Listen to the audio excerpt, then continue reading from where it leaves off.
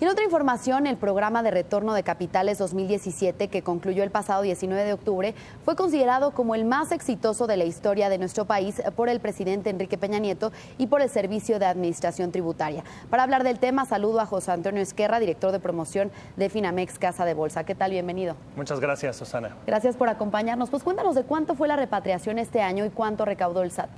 Pues mira, en el periodo que dio el gobierno para repatriar capital, se repatriaron 382,000 millones de pesos, que equivale más o menos a 20,000 millones de dólares. Esto representa, Susana, el 1.6% del PIB.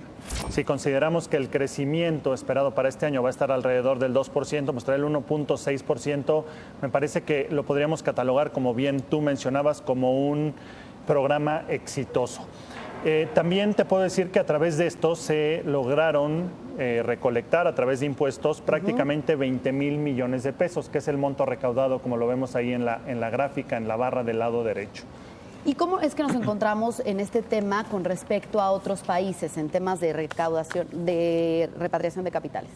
Pues mira, si bien fue un ejercicio exitoso, cuando nos comparamos con países de economías o de culturas similares, como lo vemos en esta gráfica, pues México es el que menos logró repatriar comparado con estos otros 4 países. Si vemos, Argentina trajo un poco más de 115,000 millones de dólares, estas cifras ya son en dólares. Italia un poco más de 100,000 millones de dólares, Brasil 53,000, España 45,000 y México, como ya lo mencionaba, se quedó en alrededor de 20,000 millones de dólares. ¿Y cómo es que están incentivando a los mexicanos para que repatrien capitales y cuál ha sido pues el éxito del programa? Pues mira, yo creo que sin duda el mayor incentivo es el intercambio de información que hay hoy en día entre los distintos países, más que un incentivo adecuado por traer capital del extranjero a través de pagar menos impuestos, más bien ha sido forzado por el intercambio de información que ya existe. Sí. Es decir, la gente que tenía dinero en el extranjero, pues se ha visto de alguna manera forzado a tener que tomar estas opciones para repatriar capital. Claro. El mejor incentivo para seguir repatriando, pues puede ser lanzar otro programa similar al que se ha tenido hasta el momento, en donde inclusive la tasa se podría mejorar. En algunos periodos la tasa logró ser menor en algunos otros periodos que este 8% que las autoridades señalaron para este periodo. Para incentivarlo tendría que haber una certidumbre política. Sabemos que hay algunos gobiernos y principalmente el de izquierda que ante ojos de extranjeros pues puede no ser tan atractivo. Otra, debería de haber una certidumbre en cuanto a la calificación crediticia de México.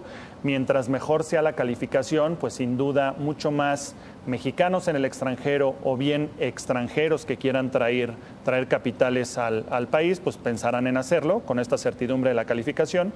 Y el tercero, sin duda, un nivel adecuado de tasas.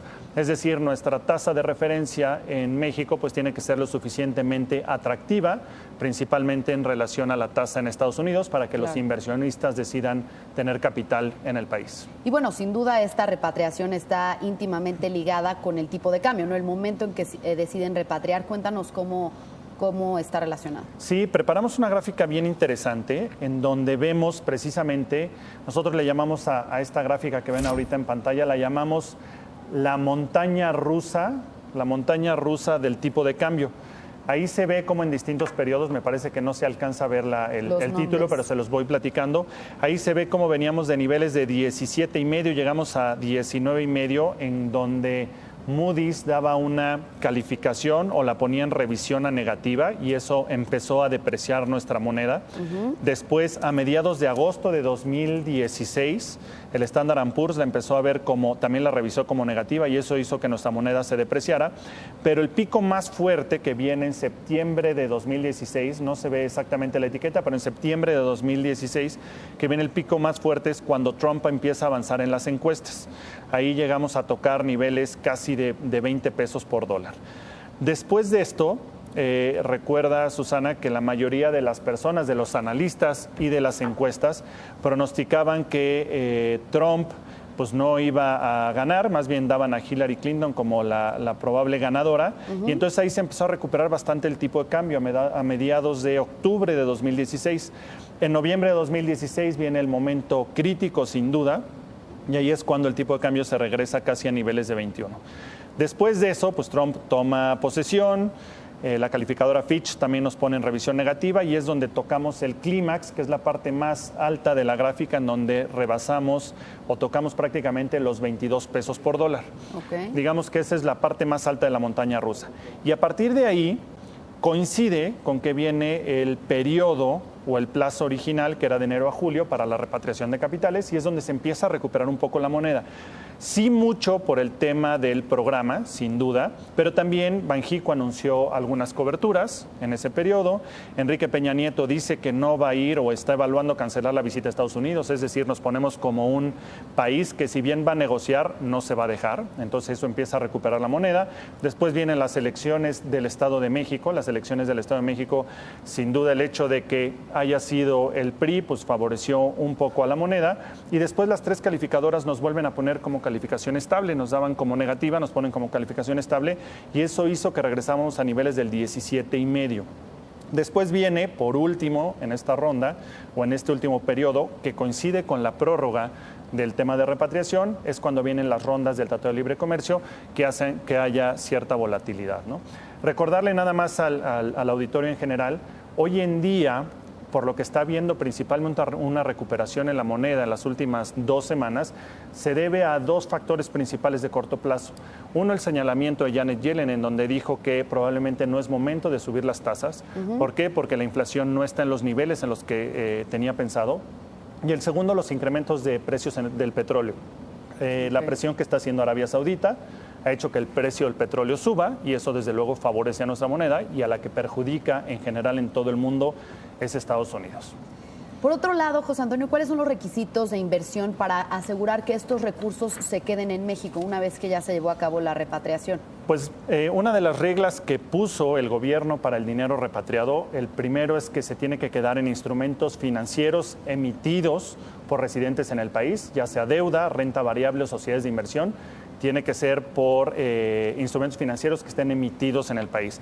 El segundo, tú puedes repatriar o traer tu capital para adquisición de bienes, activos fijos y bienes inmuebles, para uso no recreativo. Es decir, tú vas a traer este capital para comprar una casa, un departamento que vayas a rentar y no para uso personal.